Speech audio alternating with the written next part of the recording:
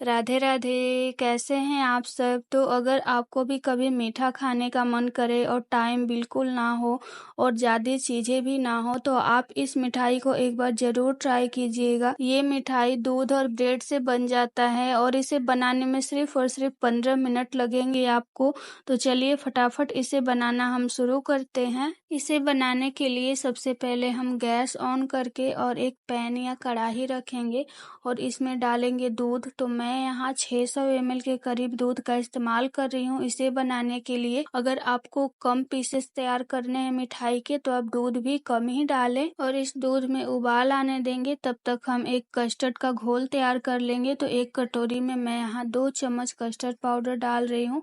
तो custard powder बहुत भर भर के मैंने यहाँ नहीं लिया है, थोड़ा खाली खाली ही लिया है। अगर आप भर भर के लें तो 1.5 चम्मच कस्टर्ड पाउडर का इस्तेमाल करें और इसमें हम डाल देंगे ठंडा दूध, यानी नॉर्मल दूध डालना है। गर्म दूध में कस्टर्ड पाउडर नहीं घोलना चाहिए, नहीं तो सारी गुठलियां बन जाएंगी। और कस्टर्ड पाउडर डाल करके दूध में हमें अच्छे से घोल लेना है। और इधर दूध में उबाल भी आ गया है तो कस्टर्ड पाउडर को हम इसमें डालेंगे। तो डालने से पहले एक बार हम इसे अच्छे से चला लेंगे क्योंकि कस्टर्ड पाउडर नीचे जम जाता है। और इसका फ्लेम हम बिल्कुल लो करेंगे और धीरे धीरे डालेंगे और डालते हुए दूसरे हाथ से हम चलाते रहेंगे। आप डाल के छोड़ देंगे तो सारा कस्टर्ड का घोल एक ही जगह इकट्ठा हो जाएगा। तो एक हाथ से डालते रहें और दूसरे हाथ से हम इस तरीके से इसे चलाते रहेंगे। और इसी के साथ हम इसमें डाल देंगे 6 चम्मच चीनी। चीनी आप अपने टेस्ट के अकॉर्डिंग थोड़ा सा कम या ज़्यादा भी कर सकते हैं। और इसके साथ ही हम डालेंगे इसमें ड्राई फ्रूट। तो मैंने काजू, बादाम और पिस्ता लिया है जिसको बिल्कुल बारीक बारीक कर लिया है। आप ड्राई फ्रूट अपने पसंद के अनुसार कम या ज़्यादा कर सकते हैं, या आपको जो ड्राई फ्रूट इनमें से नहीं पसंद है आप उसे स्किप कर दें। और सारी चीज़ों को डालने के बाद हमें इसे मीडियम फ्लेम पर लगातार चलाते हुए कम से कम 5 से 6 मिनट तक पका लेना है ताकि कस्टर्ड का कच्चापन खत्म हो जाए। तो मैंने यहाँ इसे 5 से 6 मिनट के लिए पका लिया है और ये पहले से गाढ़ा भी हो गया है। और ये जैसे जैसे ठंडा होगा तो गाढ़ा होते जाता है, तो इसे ज़्यादा गाढ़ा भी नहीं करना है। तो सबसे लास्ट में हम इसमें डाल देंगे हरी वाली इलायची का पाउडर। और इलायची पाउडर डाल करके हम इसमें इसे अच्छे से मिक्स करेंगे। और मिक्स करने के बाद हम गैस का फ्लेम ऑफ कर देंगे और ऑफ करके इसे गैस से नीचे उतार कर रख देंगे ठंडा होने के लिए, यानी नॉर्मल इसे रूम टेम्परेचर का ठंडा कर लेना है हमें। जब तक ये ठंडा होगा तब तक हम कुछ आगे की तैयारियां कर लेंगे। तो इसे बनाने के लिए हमें चाहिए दूध की मलाई। तो जिस दूध को हम गर्म करके फ्रिज में रख देते हैं इसके ऊपर मलाई आ जाती है, उसी का इस्तेमाल करना है। तो ज़्यादा पुराना मलाई नहीं लेना है। मैं यहाँ सिर्फ 2 दिनों का ही इस्तेमाल कर रही हूँ, कल की मलाई और आज की मलाई का। और इसमें डाल देंगे 1 चम्मच भर करके चीनी का पाउडर और थोड़ा सा इलायची पाउडर डाल करके इन सारी चीज़ों को हमें अच्छे से मिक्स कर लेना है। अगर आपके पास दूध की मलाई नहीं है तो आप यहाँ क्रीम का भी इस्तेमाल कर सकते हैं, लेकिन इससे टेस्ट और भी ज़्यादा अच्छा आता है, ऐसा मुझे लगता है। मैं इसी तरीके से बनाती हूँ तो ये ज़्यादा टेस्टी लगता है।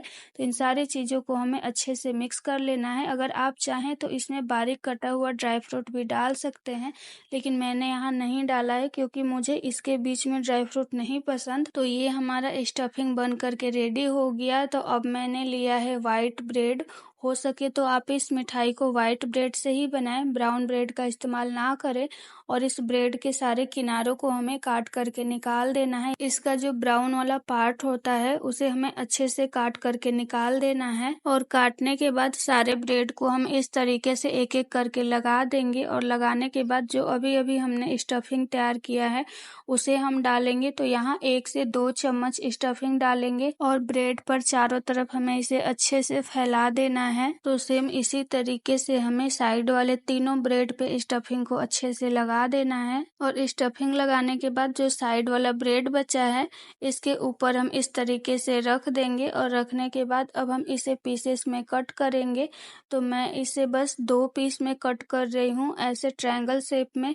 आप चाहें तो इसमें से और छोटे छोटे पीसेस भी कर सकते हैं, या इसे आप अपने तरीके से कट कर लें जैसे आप चाहें, या आप जिस डिजाइन में चाहें इसे कट कर सकते हैं।